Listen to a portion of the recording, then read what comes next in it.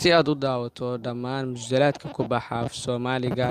adigoo daawanaya habeen walba 33 musalsal mid walbana xilliga uu TV-ga saaran yahay 2 daqiiqo kadib aad ku daawan kartid. Ugu horreyn application-ka Telegram-ka ah kala soo deg Play Store-ka xagga kore ku qor Telegram markaad soo dejisatid kadib app-ka waad soo dejisanaysaa nambarkaaga caadiga ah ku samaysanaysaa sida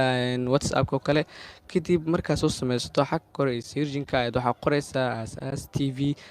markaad intaas qorto waa kaas kanaalka halkaas ayuu ka soo baxayaa waad ku dhufanaya kanaalka markaa kanaalka ku dhufatay kadib waxaa markaas kasii dooranaya qaybta hoose ee jointa